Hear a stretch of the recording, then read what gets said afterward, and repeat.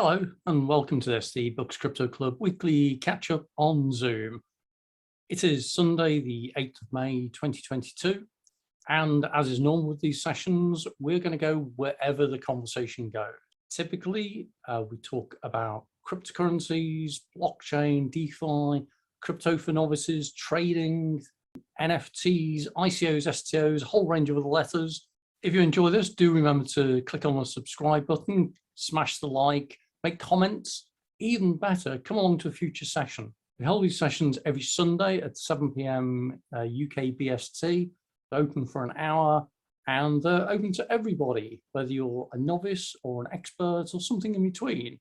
If you'd like to ask questions or if you'd like to share some knowledge about a project that you're working on, this is a great opportunity. So a link to the meeting booking is below. Do remember to come and join us in a future session. Hope you enjoyed today. Don't forget, do subscribe as well. So let's see who's going to come and join us today. Elena, hello. How are you? I'm good, thank you. How are you? Yeah, great. Yeah. How was your week? It was normal. I can't remember anything exciting that happened. So, okay. Well, I just take each day as it comes, really. So things are a bit crazy in the crypto world this week at the moment, with prices going, I was going to say up and down, but they seem to be just going down at the moment. So yeah, it's quite interesting. Will you please talk about it more? I've not been watching it that closely, to be honest. I saw it last week when we talked about it briefly, about it channeling. And I said how it was that if it dropped below a certain number, then that would be quite exciting. I noticed that yesterday it was up at about 39,000 and it dropped down very quickly to 35, I think it was, 34. I'll pull the charts up and we'll see if we can see what kind of happened. Just bear with me a moment on that. So what I tend to do, first of all, remember we talked about candlesticks last week and what this chart actually shows us. So we can see, a candlestick shows the opening price, the closing price, and if the closing price is lower, the candlestick is red. And if the opening price is lower than the closing price, then it's green, and so on. You've got these wicks. So we take a look at what happened yesterday first of all, on the 4th of May. On the 4th of May, it looked like there was this kind of rally where it went up from 37. So if you take a look at the line where I've got highlighted at the moment, where it says 37,642, that looks like it was a kind of a resistance line, so that the numbers were bouncing down to that, not going any lower. It looked like it hit that resistance of 37,700 or 642, whatever, bounced up nicely. And so everyone thinks, oh, great, that's really good. It went up to 39.6. So, that's a growth of over 1%, quite nice. And I think what may have happened at that point is that people thought that they'd lock in the profits and they'd sell them off. And so we had this correction yesterday where it dropped back down again, and it went down from like 39.7 right the way down to 36.5. So that's what, 2.5% or something. So quite a substantial drop. And then I think that kind of spooked the market after that and caused a lot of other positions to close out, which is why it's subsequently dropped down to where it is now, of below 34. And when I spoke last week, I said if it went below 35, which is around about here, this is where it could get really interesting, because it could mean that it's going to go considerably lower, or it could rebound, and it looks like it's not rebounding. So it's kind of interesting. But interesting to see what others have to say. So we've got a couple more people join us today. We've got Arman, Sandeep, and someone. So, hey, Sandeep. Hello, guys. How are you? Hey, good. Have you been watching the markets this week? Not really. I'm just saying, we've had this quite substantial drop this week, where it's gone down yesterday from 39. It's now around about 34. So it's dropped to about $5,000. So that's a several percent drop. Elena, the other thing to watch out for is we're looking at a trend here on the daily chart, okay? And what you can get is you can get trends within trends within trends. So the daily trend at the moment if we go from, you know, right the way over here, where it was kind of peaking, let's see if we can draw a line. You can see there's this kind of overall downward trend here. And if we draw, we'll try again, if we put another line in different color, and we can see there's kind of another trend here. So again, this kind of comes back to what we were saying the other day about what's known as channeling, where you can see it's kind of like the numbers are, it's like a ping pong ball. It's bouncing between this range if you draw it out. If we then go in to the hourly chart, this is where we see, you know, is it also within the hourly chart a similar trend? And it seems to be. It's a little bit tighter. Can you see the way it's dropping down here, slightly shallower? But again, the baseline is around about 34, 35 mark. So you've got a daily trend that's down and an hourly trend that's down. So that's two signals which are consistent with each other. And then finally, if we look at the 15-minute chart, which is probably about as granular as you want to go, you can see again that there was a kind of a channeling going on, again, a narrow area, a big drop earlier on today, where it went down from 34.3 down to 34. So it's lost 300, so that's what 1%. But now you can see possibly the green shoots of recovery, because you see you've got a green line here, sorry, green candle. So it's gone up. So it's possible, and it's a little bit too early to tell right now because there's a load of sell orders here. So we have a look down this part of the chart here where it's got these columns here are the volumes that are being traded. And if the volumes being traded are in red, then it typically means there's more sells than buys going on. So it looks like there might be a recovery about to happen. So we can keep an eye on this. It's on 34.033, just over 30, I'd say 34.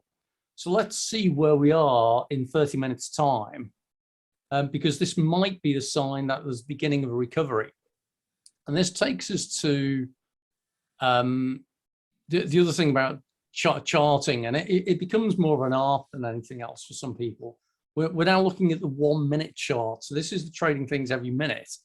And we can see that actually it's reversed, it's going up. So that kind of ties in with what I was saying before about maybe we've got a reversal. So you've got two trends going down, daily trend and the hourly trend, both suggest that we're in a down phase.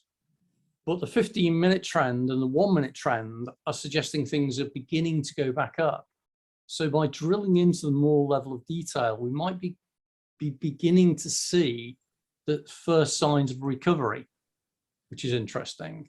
However, if we look at this 1 minute chart here, see the way that this candle is still growing at the moment. It's growing and shrinking at the moment. Again, that looks like it's in a downward trend. So my thinking at the moment is it's probably going to drop possibly a couple of $100 more right now. This is not buying or selling advice, by the way. However, as cryptocurrencies are highly volatile and it is only 1 minute or 15-minute trend that we are looking at, yep. Does it mean that we have to wait until this 15-minute trend turns into a daily trend? So this is where people use charts in different ways for different reasons. Some people will use charts to help them to decide when to buy or sell. So right now, looking at this, you know, even on the one, you've got a daily chart which says the price is going down, an hourly chart says the price is going down, and a 1 minute chart that says the price is going down. That seems to be a fairly clear indicator that price is going to keep going down. So now might be a good time to sell, or if you're into buying on margins or trading on advanced markets, you might actually put in some forward sells or whatever. I'm not really into that space. But at the moment, the indication would be that now would be a good time to get rid and move out. But you don't really know, because at the moment, you know, it's now gone down to 32.9. So it's dropped $100 in the time that we were having a conversation. Okay. and that period's now closed off. It's now a minute later, and you can see that this, the next candle is beginning to form, and it's red as well at the moment. So, you know, wouldn't be surprised if that drops even further. So now's probably a good time to sell because it looks like it's part of a general trend. However, this is just one of many indicators that people use. So some people use the direction of the charts. Some people look at the size of the candles. Some people use other indicators. There are things called RSI, which is the relative strength index, which is how strong or how weak it's performing. I won't go into it now, but there are various other indicators that different people use. But the starting point is just to actually look at the these simple candlesticks as an indication. And you can see how, you know, this candle here, it's going red, then it's going green, it's going red, it's going green. That looks like there's a period of uncertainty at the moment where the buyers and sellers are trying to decide, well, is it, have we hit the bottom of the market?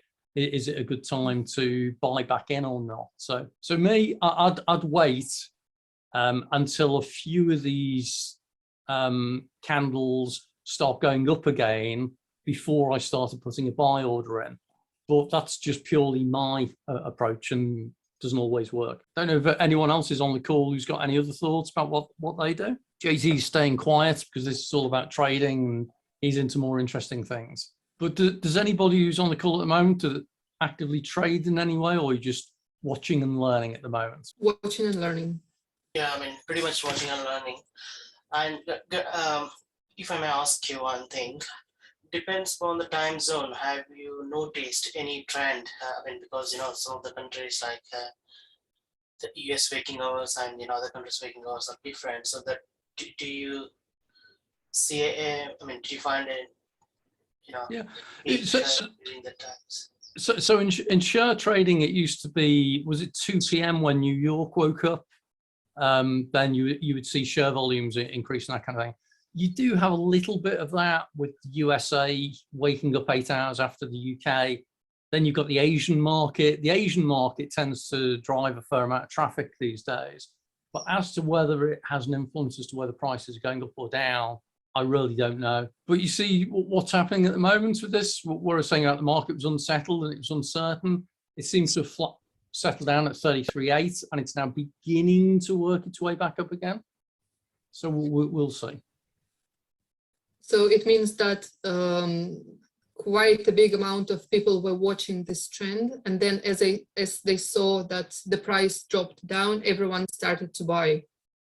It could be, or it could be that people have got automatic trading bots, and the automatic trading bots may have been told at a certain price or at a certain percentage drop, then sell or buy. You know, people got different trading bots that can be configured to either look at prices or look at things like Twitter feeds and market sentiment and other indicators. So maybe they've seen something somewhere. Yeah. And what is, well, how do they look up Twitter feeds? So you can get bots that will actually hook into Twitter. You can put in which Twitter feeds to look at. So if you've got certain people you know who tweet a lot about prices, and you know that if they tweet in a particular way, so Elon Musk's the obvious one. If Elon Musk tweets anything with Dogecoin in it, then Dogecoin goes up in price. And so you can configure an auto bot to look at a Twitter feed for anything that Elon Musk says, and you can configure it to say, if he says something, then buy. So yeah, JT, you were going to say something. Yeah, yeah. Usually these are trading bots. I don't advise anyone to look at minute by minute. I always leave it at 4 hours, 1 day. Yeah, at the moment it's minute by minute. Minute by minute, you can't do anything. You know, you just don't know. But if you change there to 1 day, yeah, that one. Yeah, 1 day. Then you get a little bit better the picture, you know, it's a downward trend. Yeah. Just before you joined us, JT, I was actually explaining through, we went through the 1 day chart. So you can see yeah, I've put the highs and lows to show the channeling that's going on.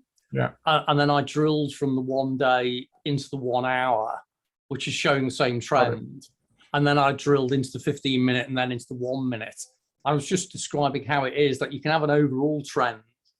And it's when all of the sub trends are lined up, that's a fairly solid indicator.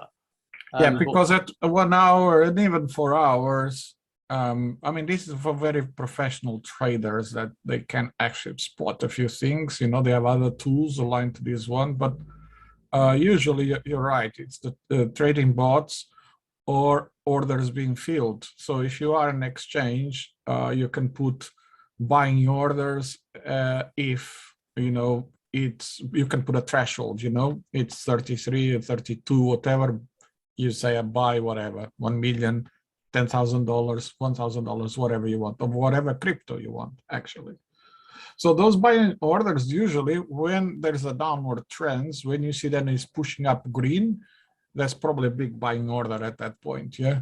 Or it's just the bots, it's how the bots work, they just go up and down to try to liquidate people, and that's the thing that we need to worry about when you buy. You need to have a sort of a cold blood, and a good strategy to see when you're gonna get in and when you're gonna get out. Otherwise, majority of people lose money on this if you're not a really good trader. Yeah.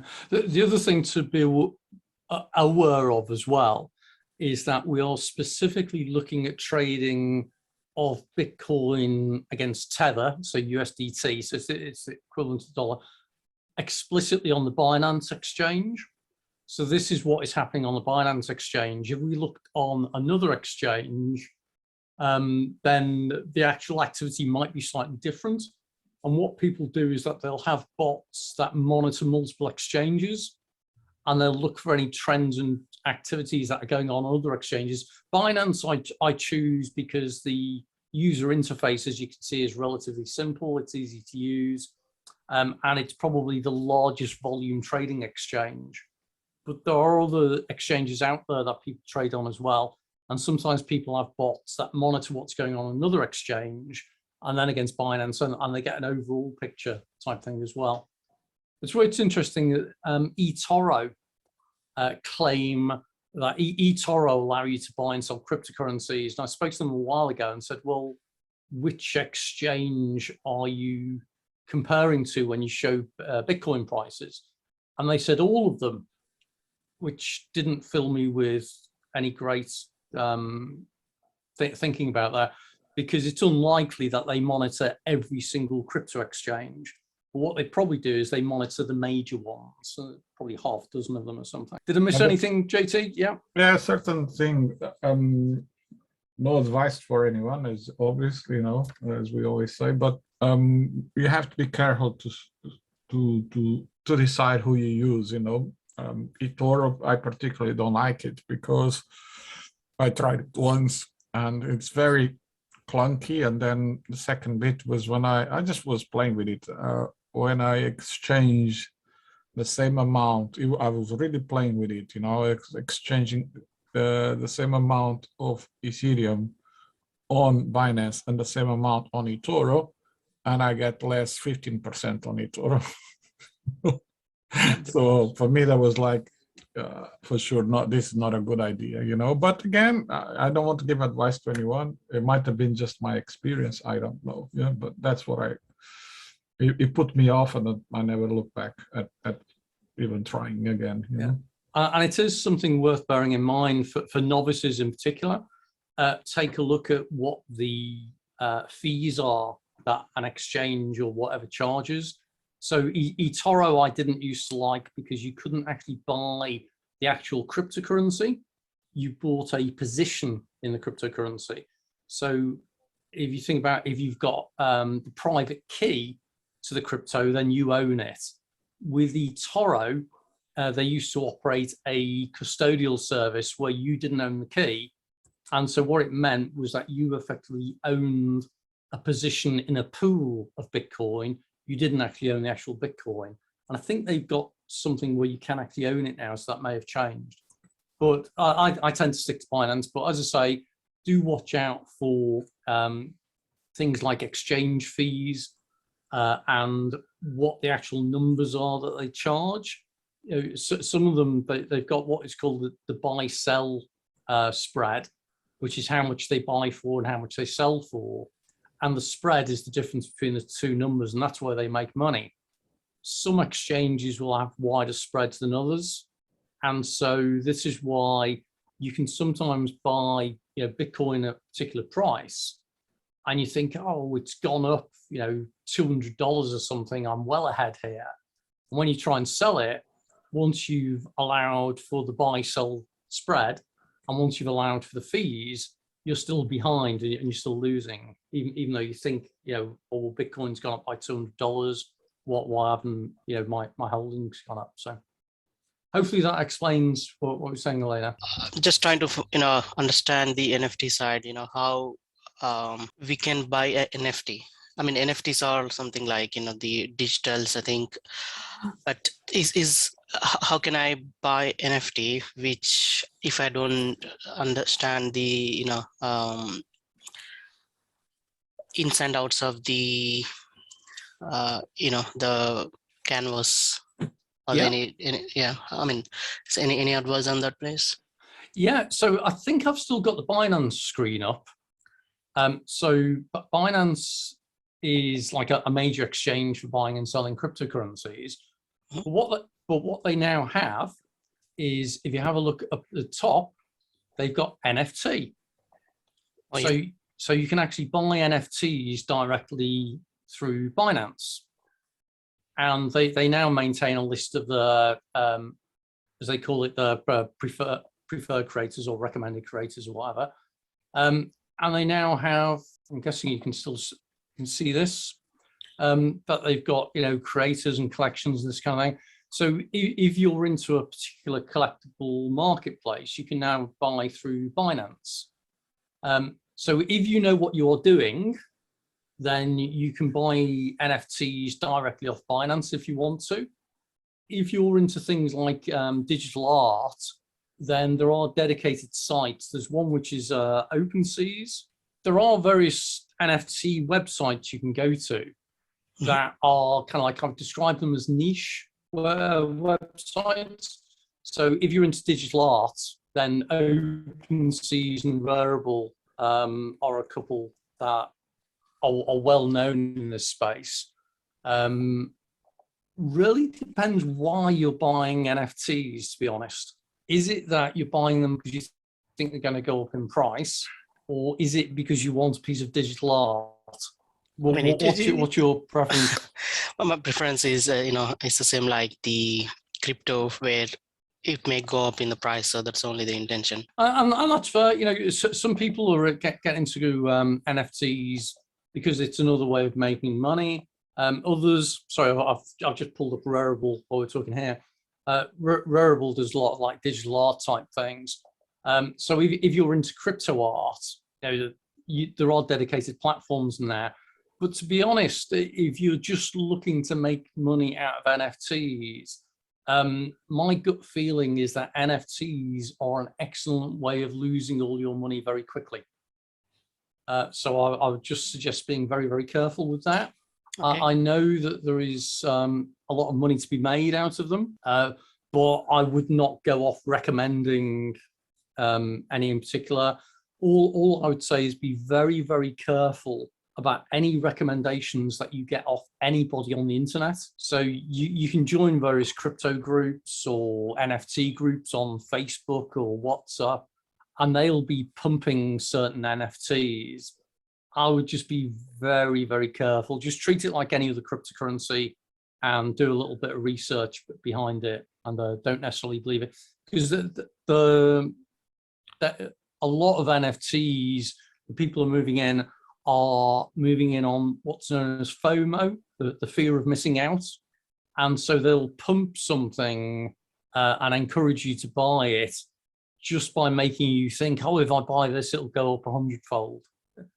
Quite often, if they're promoting something heavily, it's probably not worth the money that is being asked for, because they wouldn't need to promote it. Yeah, So, right. so my only advice around buying NFTs is be very, very careful if you are going to do it. Okay, great. And also, I mean, if I have the digital art and if I want to sell that on the NFT, Yeah.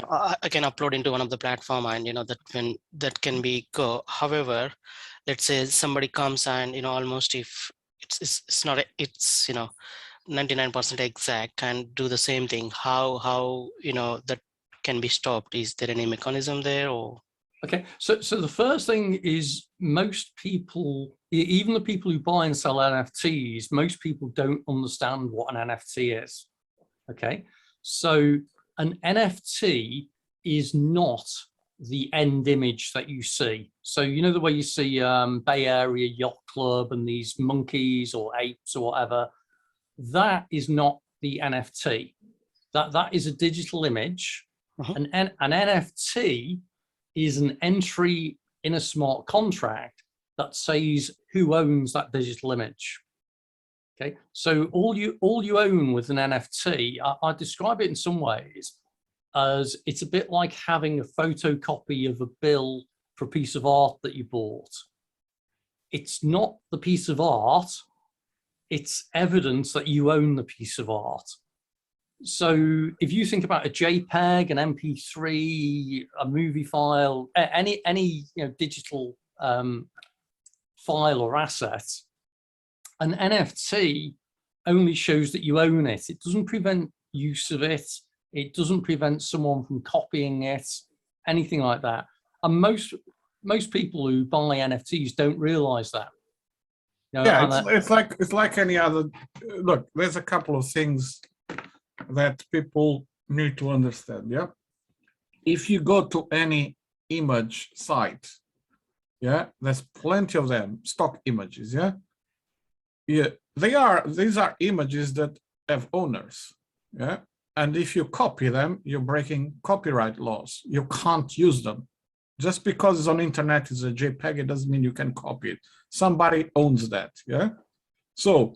It is forgery, basically. If you start to, forgery, it means if you get that, if you copy and then you pretend to be it's yours and you sell it to someone else, you're committing a crime there. Simple as that. Yeah. With the NFT, it's also an image. Yeah. It can be a collectible. It could be a representation of a piece of art or whatever. Yeah. Image, or could be music, or it could be video. Doesn't matter. It's a digital file. Yeah. And that, if it's well done, and this is one of the things you need to look at, yeah, if it's well done, which means it needs to be on IPFS, yeah. What IPFS means is a distributed file system, yeah, network. So if the project, if the NFT is part of a series of NFTs that is in IPFS, then the metadata, yeah, which is what describes what that NFT is, should be on IPFS as well. And that metadata file needs to have all of the images that are on IPFS, because it doesn't, you can actually put a folder on IPFS and do NFT, and it's not only one image, it could be 5 images, yeah? And many people do not understand this. An NFT could be 5 images, because then when you mint, or the project mint this NFT, then what happens is when that minting is going to be done, they will put the reference to that IPFS folder or that IPFS image, yeah, as one of the parameters on the NFT, yeah, that is going to be minting. It also puts they put really the URI, IPFS, blah, blah, blah, whatever. It's the URI that shows you the metadata for that NFT that tells you what the images are. So there is a clear connection between those distributed file system images, yeah, that nobody can bring it down, yeah, it will stay there forever because IPFS is now totally distributed across the world. It's becoming bigger and bigger, yeah. Thinking like it's a Bitcoin network, but it's just for file system, yeah, for files, nothing else, yeah. Yep. And then when the project mints the NFT, there's a reference to all of those, yeah. If the project is done like that, then you are more likely to be, like Gary said, is just be careful, because there's a lot of stuff you shouldn't be buying. If it is, for example, the Avengers, NFTs, yeah, then that will have a value in the future. Football cards, there's people who collect this stuff, yeah. If you're going to try to flip things, just be careful, because of what I said and because of what Gary said, in terms of be careful what you collect out there, yeah. And yes, anybody can pick up that image and say, oh yeah, I have the NFT, and say, yes, you can copy it, have it in your computer, but you don't own it, and you can't say that you own it or have displayed anywhere else, It's as simple as that. Definitely, that's a forgery, obviously, if you copy the image, but however, if you, make even better, and, you copy that image and that you take as a base image and you further develop, the things could change, isn't it? So you cannot, you absolutely cannot do that. Yeah, you're just breaking copyright there. Picking up something from someone and making it better, it's breaking the law. Just a slight correction on that. It's not that you cannot, it's that you should not. Yeah, I think so. Yeah, there's a very powerful difference. What JT's saying is that it's illegal to do certain things, but that doesn't stop some people from doing it. So a little bit like the Mona Lisa painting, there is only one Mona Lisa. A forger could create another image of it, but there are two things from that. First of all, that is no longer the original image. It's a copy. And the second is that forgery is illegal. Neither of those things, though, mean that you cannot do it. It means you should not do it. And this is the thing in NFTs, you have to be careful about when you say you can't, people tend to read that as meaning it is not possible. But in crypto, it's ones and zeros. You can do many things with ones and zeros. You can copy them there. Whether you should do is a completely different matter. It might be worth your while, Sandeep, as well. I produced, I think it was a 10-minute video a while ago, which is an explainer about how NFTs work. Okay. Check it out. It's on the YouTube channel, and it's I think it's less than 10 minutes, and explains how an NFT works, what it is, the different types of NFT, and how you can trade them. And I've also done a blog on how to create your own NFT. So if you've got a digital image, whether that's a piece of artwork or music or whatever, I've included some instructions on how you can actually publish that as an NFT, and you can stick it on. I think I used OpenSeas as the example, but you can do it on a few others. Yeah. Excuse me, was that a YouTube video? How you show NFT? So if you look at the YouTube channel that I run, that I publish all of these videos on, we've got Books Crypto Club. I've got another playlist, which I think is called Gary's Useful Videos or Useful Videos or something. And in that, there's a video about an introduction to NFTs. There's another one, which is an introduction to crypto wallets. And I think there's a couple of other things in there as well. They're all 5-10 minutes long, and they explain some of the things on that kind of thing. Yeah. Right, good. So yeah. I got something else as well. On the same one. This may be, kind of, I'm stressing too much on the same thing, but just I'm trying to, find out the authenticity of that image. So let's say if another person comes with the similar image or identical image, it may not be the same. So, two brains never going to be thinking the same direction, but let's say the similar image they want to put on the NFT as well. Yep. How that, it's not forgery, because it's just, it's a new art from, somebody else, but it is, pretty much identical to the ones already there. How that work? So at the moment, there is no easy way of stopping that. But what you can do is, I've done some of this work with digital artists. If they create the NFT, if they create the digital image originally, and they then mint the NFT, which means bring the NFT into existence using their own personal crypto wallet.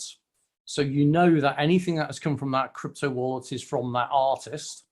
So as an example of that, there's a female NFT artist called Nano Burks, who's gone a little bit quiet lately, but I love her crypto art. It's fantastic. If she creates a piece of digital art and then mints it as an NFT, the original record, because this all gets written to the blockchain, will show her crypto wallet as being the originator of it. Okay, so first of all, you've got an evidence that it's the artist who has created it, because she'd have to share details of her wallet to prove that it really is from her. Then you've got the additional thing that if someone else then goes and copies that image, and it's exactly the same image, but they then create their own NFT, then there are two things. Firstly, it won't have her wallet against it. So it's a bit like assigning it in a way. You can now prove it's not confirmed. And secondly, it will have a later date than when she created it. So you now know which one is the original. So whoever comes the later, they can, I mean, the initiator or the original one can sue the other one, isn't it? Or is there any platform there to, for these kind of things? Like the only platform is the court system. Yeah, I can literally be taking things to court. So it was interesting.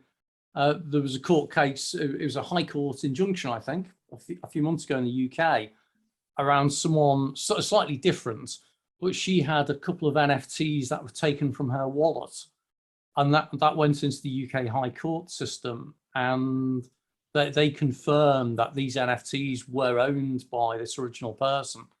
So that kind of proves that NFTs behave in UK law like property. But if someone does this and they're in Bolivia or something, does the UK law matter? Not to them. And this is the thing that with the internet, we live in a global world, and so the jurisdiction of the law may not be of any use. If someone's copied it in China or British Virgin Islands or wherever, then it doesn't matter that you're protected. It's like anything else. It's like even if you've got an intellectual property filing for some IP that you've created. So you've come up with some new invention or something. Even with that, there is the World International Property Register. There's a way of checking that no one's registered it before. But even with that, ultimately, someone could copy the idea. And you might not know about it for several years, if at all. Great. Yeah, I mean, there is no authority to as a global world. So yeah, this kind of thing. Not with digital assets at the moment. So, and that's kind of an interesting one about whether there should be or will be in the future. And this is where you start going down the conversation about the benefits of centralization versus decentralization. So if you introduced, say, a global body which was about the authenticity of digital assets, and I can see the benefits of that. They could verify that something's legitimate and so on. But that now means that you've got a form of centralized control. And that goes against some of the crypto libertarians who say that crypto and DeFi and NFT should all be decentralized. So it kind of goes against that. But you can see why they do that. But at the moment, to come back to your question, no, there isn't a single body. Yeah, got it. Thank you. Yeah. Does that answer all that? Okay. I mean, yeah, it does. Yeah, it's very useful. I mean, it's hard to understand, how these works, but when you have, like you and the expert, at least we know, what how that works. So a lot of the time, people don't understand how it works, and that doesn't stop them from buying and selling things. Yeah. It's funny that the number of conversations I've had with people who've said, "Oh, well, I won't get into crypto because I don't understand how it works," or "I won't get into NFTs because I don't understand how it works." And you go, "Okay, so you don't get into anything at all that you don't understand how it works then?" And they go, "No, I have to understand it." So, okay, do you have a bank account? And they go, "Oh, yeah. And you have a pension? Yeah. And you've got like maybe an ISA. do you know how all of those work? And they go, what do you mean? And so in the UK, for example, I've had this case a few times lately. UK banks, well, it's European banks in fact, because of the latest money laundering directives, are getting more and more cautious with any activities that you do in your bank. So years ago, you could go to the bank, you could withdraw £10,000 and they'd just hand the cash over. These days, if you try and withdraw £10,000, they want to know what you're using it for, why you're drawing it out. They want to know all sorts of things. And it's because that there is a requirement through the money laundering directive, which is like a European-wide thing, for them to actually ensure that you're not money laundering. And so that they're asking more and more questions all the time. And I had it with someone the other day saying, well, if my bank, start asking me a question about what I'm doing with my money, I'll just take my money out. It's like, okay, do you think you own your money? And I said, what do you mean? So once you hand your money over in a UK bank account, typically, and go and read the terms and conditions of your bank account, if you bank with a UK bank, because what you'll find with a lot of them, when you hand your money over and you still think of it as your money, it becomes the bank's money. You've actually loaned it to them. And so it's no longer your money, it's their money. And if you want repaying, it's that the bank now treats you as a creditor. And so it means if the bank folded, then the tax authorities would get their money first, and anything that's left over would go to the creditors. And you're an unsecured creditor. And this is why in the UK, you've got the FSCS, which is the Financial Services Compensation Scheme. This is the idea that if a bank goes bust, you can get up to, I think it's £80,000 back on your bank account. That guarantee is in place because if people realise that if a bank goes bust, they lose their money, then they wouldn't deposit their money with a bank. Okay, so go away and read up on this. What you'll find is that when you deposit money with a bank, it ceases to be your money. And when you say that to most people, they look at you with this rabbit in the headlamps look. I didn't know that. It's like, well, hang on, I thought you said you only dealt in things that you understand. But you clearly didn't understand how a bank account worked, but you've got one. So this is why, coming back to crypto and NFTs and that, there is a lot to learn, but don't always worry about not understanding everything, because most of us do things that we don't understand fully how things work. I can drive a car. Whether I can explain how a carburetor works and the ignition and how the fuel works and all that, I could probably have a go. But if you start asking me how the transmission works and how the power goes from here to here, no idea. But I do know if I press my foot down on that pedal, the car goes faster. And if I press my foot down on that pedal, the car slows down, usually. But that doesn't mean I understand it. Does that help? Yeah. I mean, yeah. It's when you talk about banks, yeah, that's clear understanding. But when banks lend money, basically they are selling money to us. But yeah.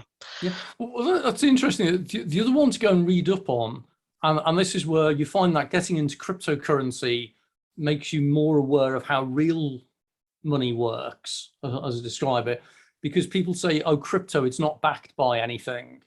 And you go, well, what do you mean it's not backed by anything? It's like, well, there's no underlying asset giving it value. And you go, well, that's true. Same as the British pound then. Sometimes people go, oh, no, that's backed by gold. No, it's not since 1971. No, oh, well, it's backed by a guarantee. Okay. Out of interest, have you seen the guarantee on a bank note? Because what's actually written on it is that it says, I promise to pay the bearer the sum of, on a £10 note, it's £10, whatever. And people seem to think that that's some form of guarantee, that there's an underlying asset behind it.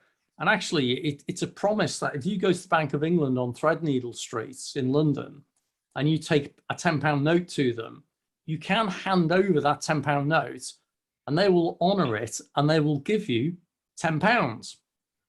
So they'll just give you another £10 note or two £5 notes or whatever. That is all that promise means. It doesn't mean it's backed by anything. It doesn't mean anything at all. So when people say, oh, crypto's not backed by anything, I just say, yeah, that's the same as fiat currency. It's no different. And again, lots of people then look in horror and say, I didn't know that. So go away and read about how central banks create money.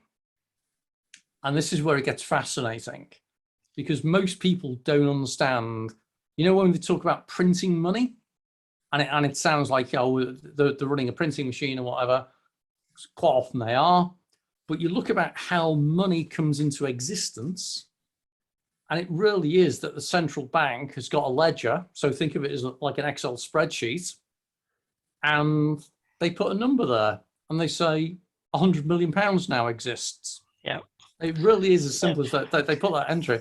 But what they then do is they then make that £100 million available for someone to borrow.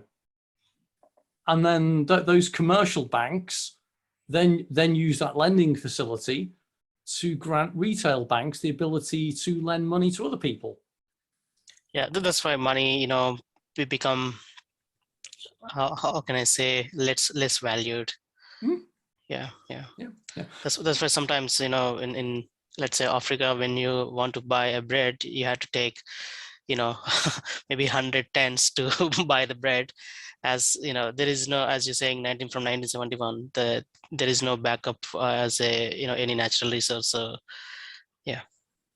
And this is where I find it fascinating when I speak to people who aren't into crypto or are just beginning to get interested in it. And they say absolutely sensibly, you know, I don't understand these things or whatever. And you try to tease out of them what they understand about the existing financial system is. And they don't know, you know, and they just accept it. And maybe in a few years, that'll be the same with crypto, where you don't need to know how it works. You just accept that it does. But be careful for now. So I feel crypto is a little more secure than the existing financial market. I think, yeah, it is, you know, definitely, you know, what's happening. And, you know, it is when you say one coin that has got some value, you know, it can't be replaced, but yeah. Yeah, and it's interesting when you speak to people, if you speak to people who are from the traditional banking world, these are all the ones who say, oh, crypto is totally untrustworthy. You don't know where it's coming from. It's not backed by anything. It's completely unsecured, et cetera, et cetera. And I met up with somebody who was a former senior banker. I think they did actually work as an advisor to the Bank of England. I said, so you worry about crypto because it's not backed by anything. Okay, so what's the British pound backed by? And they said, well, it's backed by the government and it's backed by, okay, so as long as the government's okay, then the pound's okay. So how about what happened in Zimbabwe a few years ago with the Zimbabwe dollar, where it became, you know, hyperinflation that collapsed, or in the 1930s in the German Weimar Republic with the Deutschmark collapsed, or the Venezuelan dollar that collapsed a few years ago.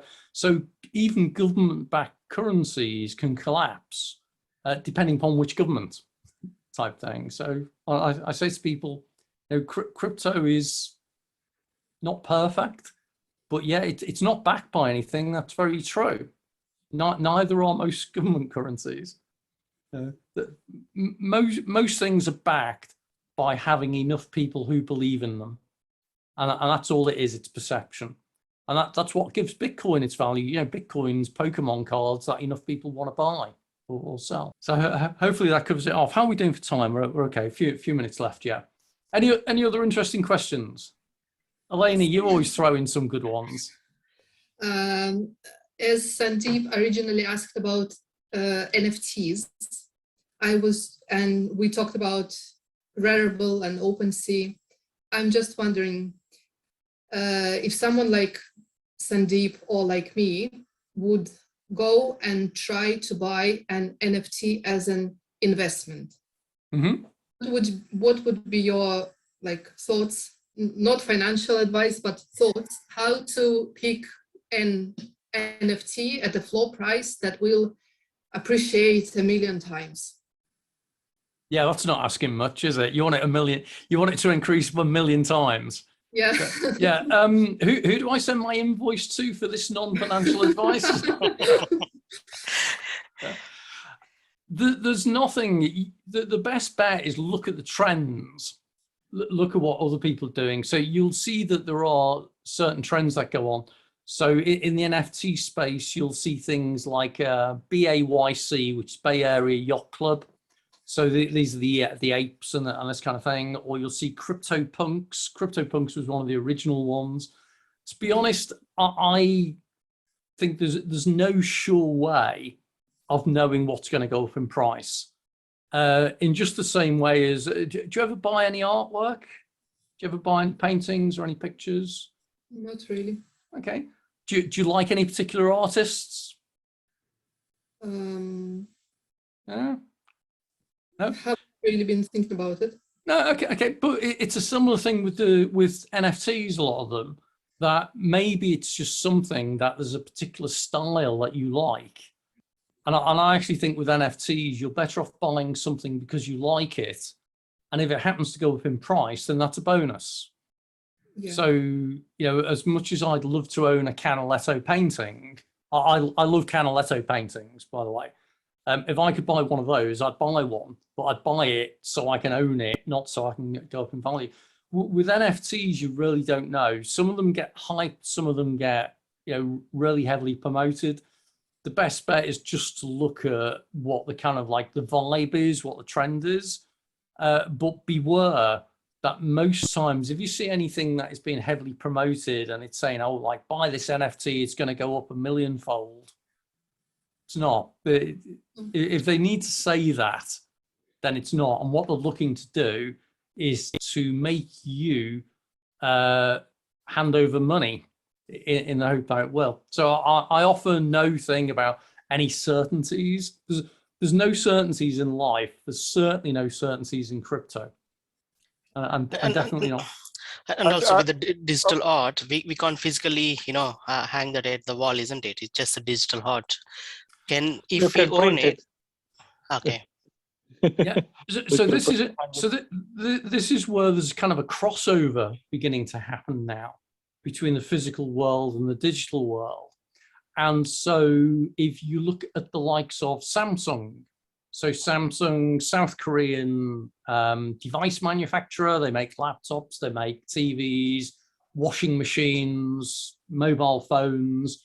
Their latest digital TV set is NFT enabled, which kind of blew my mind a little bit. So Samsung are getting into the NFT space, and what it is, it's got a built-in ability to view NFTs and that kind of thing. I don't know much more about it yet. So you're going to see in the future, and pretty soon, the ability to view NFTs, as you say, physically in some way, maybe on your TV set. I actually think you're going to see them in VR pretty soon, so virtual reality. So we're already seeing that. Yeah. But I mean the likes of Samsung and that I think are going to start playing in this space. So if you look at Microsoft's VR headset, which is really expensive, or Meta's Oculus, you can already go into virtual art galleries and look at NFT art. So we're already there, as JT says. So one of the things that, again, not financial advice, but when you said, Elena, to how can someone make a lot of money, right? Don't go for the hype, be the Bored Apes and all of those, because when Bored Apes came out, they were really, really, really, really cheap, yeah, and they go for millions now. So the way to spot is really to look at what you think that people might collect, yeah, but needs to have some more fundamentals, like do they have a game, being planned? How is this NFT going to be used in the ecosystem?